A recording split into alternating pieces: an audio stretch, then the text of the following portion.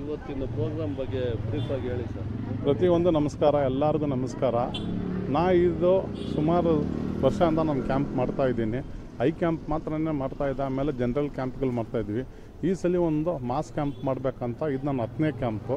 10ನೇ camp ಅಂದರೆ ಒಂದು mass camp ಮಾಡಬೇಕಂತ ಹೇಳಿ ನಮ್ಮ ಹ್ಯೂಮನ್ದು ಎಲ್ಲ ಏನೇನು ಮನುಷ್ಯದು ಏನೇನು ರೋಗ ಇದೆ ಎಲ್ಲ ಕಾಯಿಲೆಗೂ, ಎಲ್ಲ ಆಯುರ್ವೇದಿಕ್ಕಿಂದ ಎಲ್ಲ ಕಾಯಿಲೆಗಳಿಗೂ ನಾವು ಇದು ಮಾಡಿಸ್ತಾಯಿದ್ವಿ, ಫ್ರೀ ಉಚಿತ ಮಾಡ್ತಾಯಿದ್ದೀವಿ.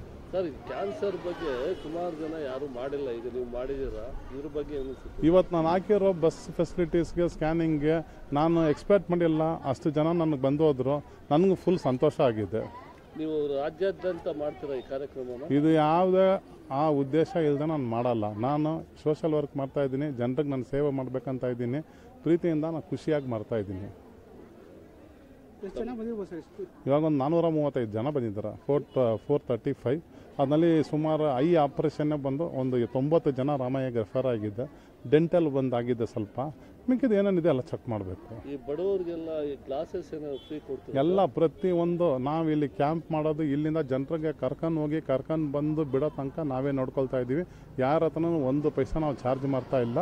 ಆಪ್ರೇಷನ್ ಸಮೇತ ಇಲ್ಲಿ ಪಿಕಪ್ ಮಾಡಿ ಇಲ್ಲಿ ಡ್ರಾಪ್ ಮಾಡಿ ಅಲ್ಲಿ ನಿಮಗೆ ಫುಡ್ ಫೆಸಿಲಿಟೀಸಿಂದ ಪ್ರತಿಯೊಂದು ನಾನು ನೋಡ್ಕೊಳ್ತಾ ಇದ್ದೀನಿ. ಸರ್, ಮುಂದಿನ ದಿನಗಳಲ್ಲಿ BBMP ಚುನಾವಣೆ ಬರ್ತಾ ಇದೆ. ಸದ್ಯಕ್ಕೆ ಅದೆಲ್ಲ ನಾನು ಐಡಿಯಾ ಇಟ್ಟಿಲ್ಲ. ಫ್ಯೂಚರ್ನಲ್ಲಿ ಅದು ಏನಿದೆ ಜನರ ಹತ್ರ ಬಿಟ್ಟಿದ್ದು. ಅವ್ರು ಏನಂದ್ರೆ ನಂಗೆ ಸಾಥ್ ಕೊಟ್ಟರೆ ಬರೋಕ್ಕೆ ಚಾನ್ಸ್ ಮಾಡ್ತೀನಿ, ಇಲ್ಲ ಅಂದರೆ ನನ್ನ ಪಾಡಿಗೆ ನಾನು ಇರ್ತೀನಿ.